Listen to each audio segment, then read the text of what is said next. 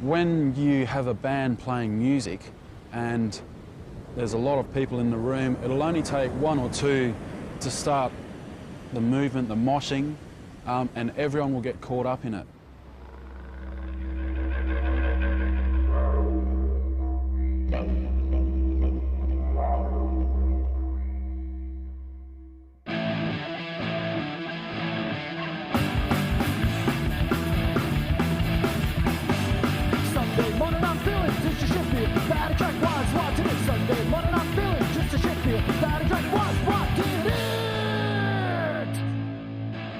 Crowd behaviour that looks like the inside of a washing machine and usually results in the same thing, you know, wet, torn clothes and people spinning out all over the place.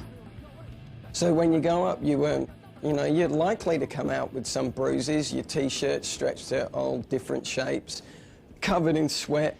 Yeah, it was just crazy. It was just crazy. There was just people being thrown over the top and, you know, it was just so much fun.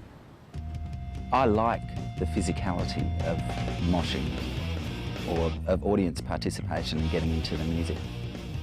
I think the very fast music that came along with punk rock was something that it got the audience to start participating. It's a sanctioned release. It's a sanctioned energy release, which may look aggressive, but it's generally not. It's generally not aggressive in attitude or in feeling, just perhaps in expression.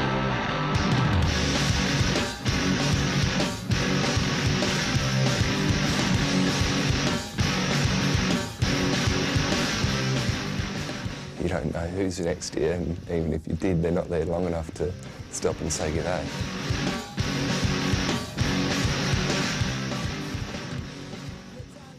Yeah, I think when there's that sort of connection going on with everyone who's in that pit, or whatever you want to call it, and the band, I think, yeah, it's just a big energy.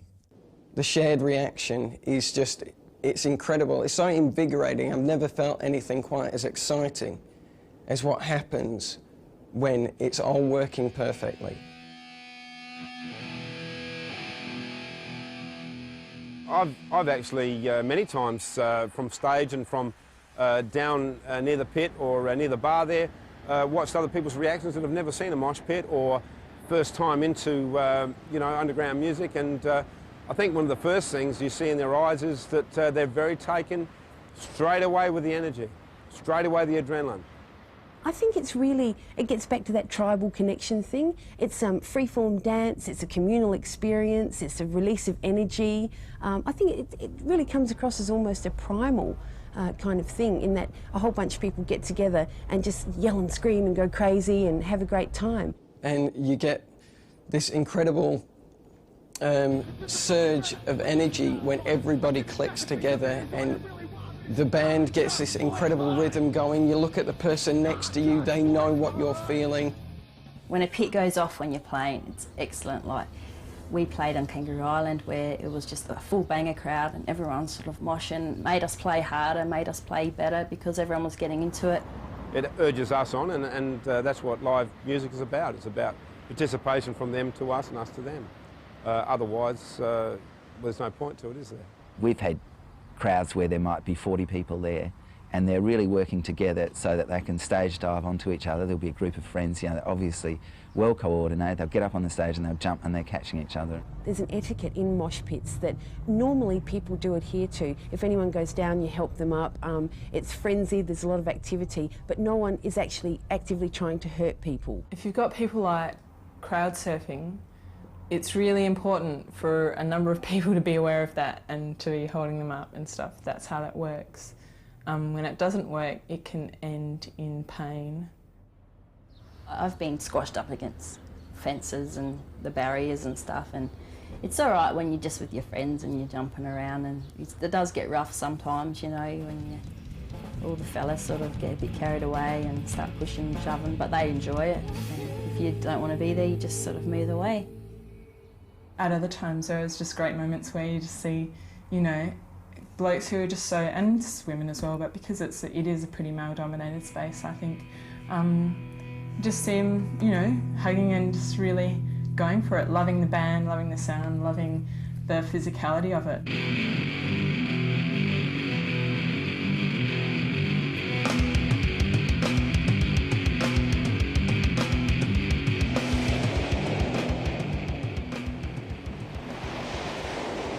if you've got a couple of thousand people, you can't control them coming forward. There has to be, unfortunately, the crowd barrier.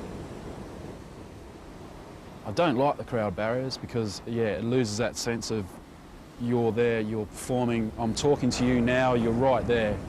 You don't get that closeness with the crowd as much, like there's a fence in between, like a barrier between you and the crowd, and the stage is really high, and it's a lot more intimate playing on it.